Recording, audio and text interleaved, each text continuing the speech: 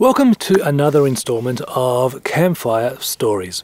Now, I'm in a national park, so I can't have a campfire, but I do have a story for you.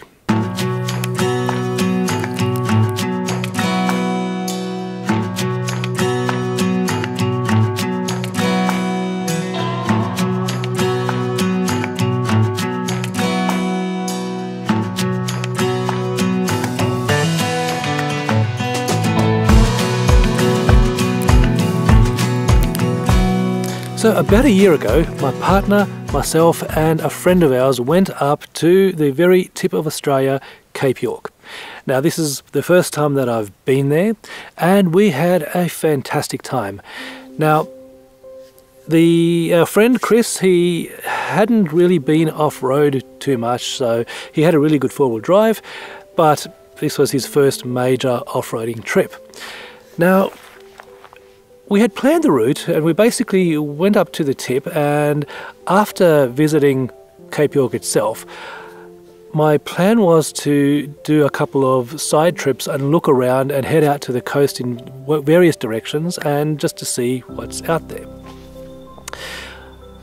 I came across a track called Ussher Point Track, which was about 70 or 80 kilometres south of Loyalty Beach, and we thought, okay, well, we're going to go down to that turn-off and go out to the coast, which is 73 kilometres away on this track.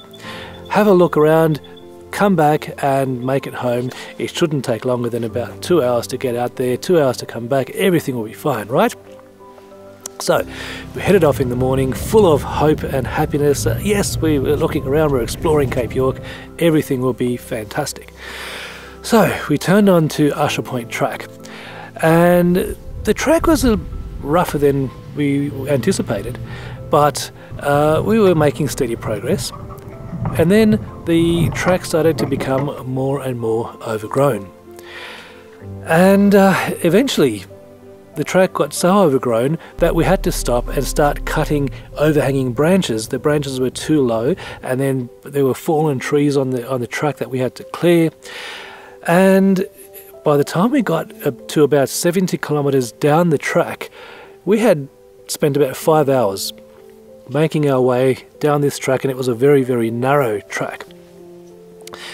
So we thought, okay, well, there's no way that we're going to be able to get to the coast and come all the way back and make it back to our campsite at Loyalty Beach in the one day. So our plan was to then go and stay at one of the two campsites that were on the map at the end of this track.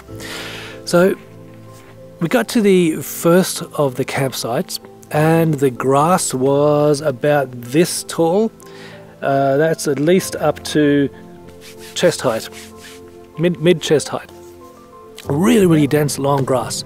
It was completely overgrown. Nobody had camped there for years, I'd say.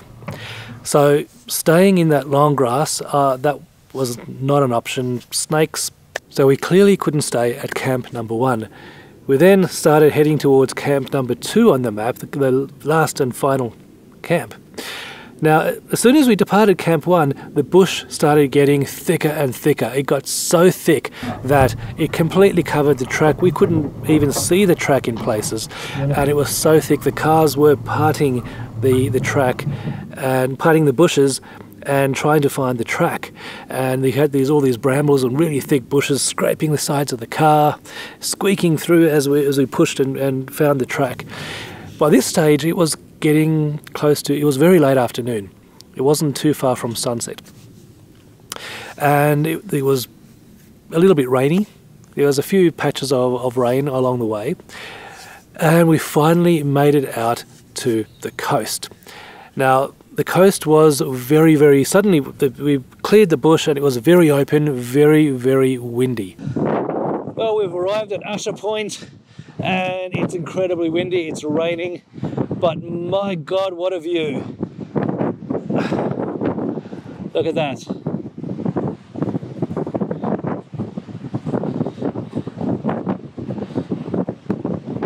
It was a beautiful, amazing view, but we were really high up. The cliffs were several hundred meters down to rocks below, and the sea was angry. We kept on driving further down the track, and we finally got to a part on the track where we could see the second campsite about 50 meters below us.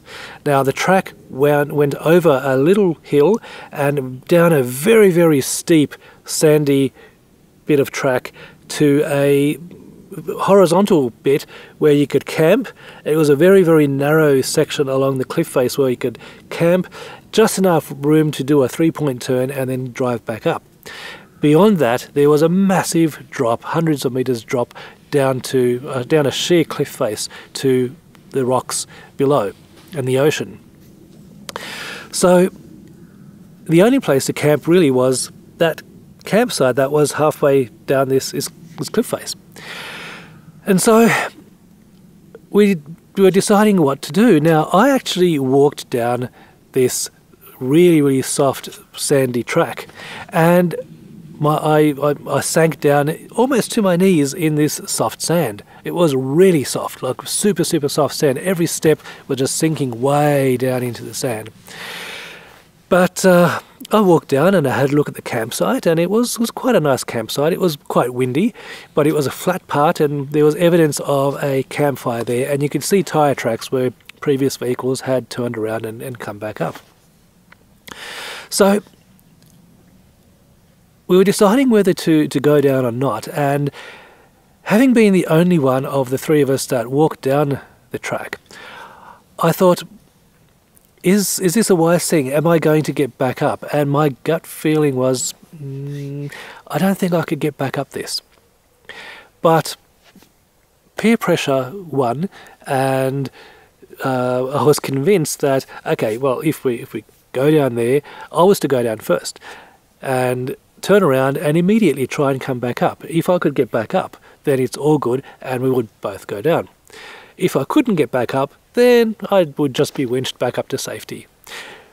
Now, I didn't think too much about this, but in the heat of the moment, I thought, yeah, that sounds like a good plan. All right, well, I'm going to go down, knowing deep down that I may not be able to get back up. So I went down this track, turned around, and immediately got bogged. So after a few attempts, I realised that there was no way I was going to be able to get back up this hill. And so then I backed down, we let the tyres down to about 14 psi, and we set off trying to get back up the hill. No matter what I did, I just could not get anywhere near, even halfway up the hill. It was so soft that the car kept on getting bogged immediately down to its axles, and we kept on digging and putting max tracks under the 4 tyres and trying to get some grip. It just wasn't happening. Now the thing is, I couldn't get a run up because of the narrowness of the track, and as soon as the vertical bit ended, there was a curve in the track, and beyond the curve there was, like, next to the curve there was a sheer drop, so I had to go on a flat bit curve and then go up, and so I couldn't get a long run up to gain momentum. So we frantically started digging and trying to get max tracks under the car. We started packing the track to try and firm up the sand and putting max tracks there. It wouldn't work. We tried making a line of max tracks under a single wheel, turning diff locks on, turning traction control on. Nothing worked. The car was just got bogged immediately. The wheels were just smoking up on the max tracks, not getting any grip, and it just wouldn't work. Luckily, Chris, our travelling companion and mate, was up the top in his car, but he didn't have a winch. I had a winch. Luckily it was working. So we decided to connect the winch up using a winch extension and then tried to winch. Now, it didn't really work, and all the car did was the nose of the car, instead of going up the cliff like that, it just kept on going into the cliff because gravity was pushing the weight of the front of the car down, and it was just burying itself more and more into the cliff. And we just kept on trying and digging, and the sand kept on caving into the parts that were dug out. So it was a really frantic situation, made worse by the fact that daylight was fading. It was starting to slowly get dark, and rain was coming. We could see out into the ocean, and we could see these dark storm clouds coming in off the ocean. And so we were just laser focused on trying to get this car up, and the car was on it was a 45-degree track. I was stuck in the middle like that, and we thought, well, I can't sleep in the car because it's at a 45-degree incline. So what can we do? We just tried and tried and tried, and eventually, after trying for what seemed like 5 hours,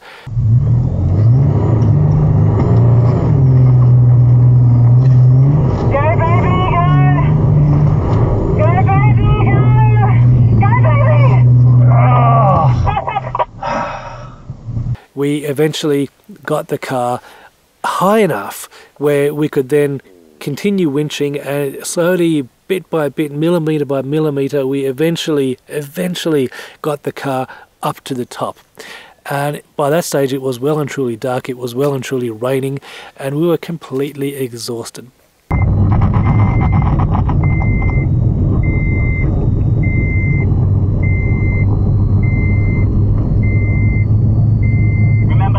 On the rope somewhere if you get to that.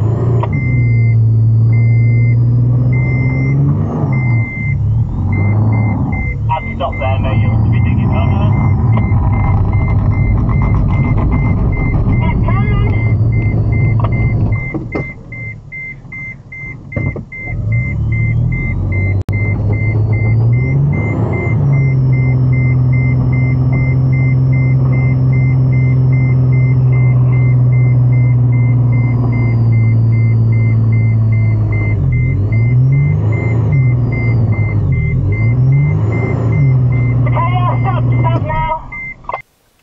So needless to say, we stayed there, we camped right on the track. We just went about 100 meters up the track, camped on the track, and then left it for the night. Now, the learnings out of this situation are, one, stop, and before you start a recovery, talk through all the different options that are available and work out which one of those is the best to try, because there could have been better options. Now, in hindsight, we were thinking, well, maybe we could have put some vegetation on the track, or some sticks and twigs and other things to make the track firmer so the car wouldn't sink down. Maybe I could have driven up on the vegetation next to the track rather than on the track. Maybe I could have driven somewhere around and found a different way up. But that didn't occur to us at the time. In fact, all I could think about at the time was the car is on a 45-degree angle and I can't leave the car there. I can't sleep in the car, I can't stay in the car. The rooftop tent is at an angle.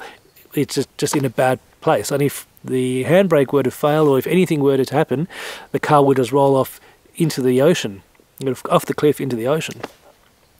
So the one thing that didn't occur to me at the time was I could have just backed down to the bottom of that incline and where the flat camping area was and just camped down there.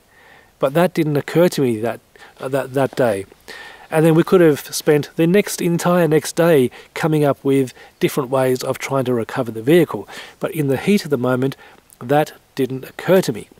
So I think my biggest advice is, if you find yourself in a situation where you need to do some sort of recovery, the first thing you should do is to stop and take stock of the situation, think about all the different ways that you could recover, and work out which one is the most likely to succeed. If you have multiple people in that situation, don't all be trying to chip in and do things. Have one person that says, okay, we're going to try that plan and we're going to go with that, and everybody has to focus on that plan and that's it. Choose the one thing and follow through with it. Try and make it work. And if it doesn't work, you need to get to a point where you go, okay, we've tried that to death and it's not working. What is our next option? What is our next option after that? So I think that's the biggest learning that I had. And actually, if you backtrack a little bit, another learning would be, don't bow into peer pressure. My gut instinct was to not drive down that track because I walked down there and I thought it was far too soft. And in fact, it wasn't just sand, it was silica. And silica is a really, really soft, powdery stuff, which is still sand, but it's really, really fine powder, and you just sink right down into it. So my number one advice is, if it looks difficult, get out, walk the track, walk the terrain, walk this sand or the river or the pool of mud, whatever it is, walk through it, have a look, get a sense of what your instinct tells you. If your instinct says, no, I can't walk it, then that means I can't drive through it. And don't go down there. Don't go through the river, don't go through the mud hole, don't do whatever, because if you do, you're going to get stuck and you're going to make your situation a lot worse. So luckily we ended up being able to get the car back up off the cliff, and the biggest fear I had at the time was this winch cable could snap at any second, and then we're really screwed.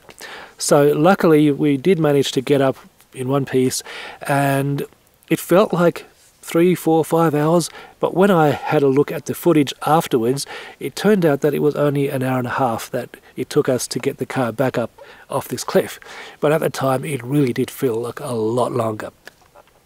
And then the following day, it took us most of the next day to drive back onto the main road and head back to our campsite at Loyalty Beach. So that was a bit of an adventure for us, but I think there's a lot of learnings in there, and I thought I would share this story because it could be educational for other people. So as always, thank you so much for watching. I really appreciate you watching, and if you want to support the channel, head over to forexadventures.com.au. You can buy some merchandise, or you can give a one-off or preferably recurring monthly donation, and that helps in paying for the videos and all the content, because sometimes these are very expensive to make, especially the music licensing. So thank you so very much for watching, and I shall see you in the next video. Cheerio, guys.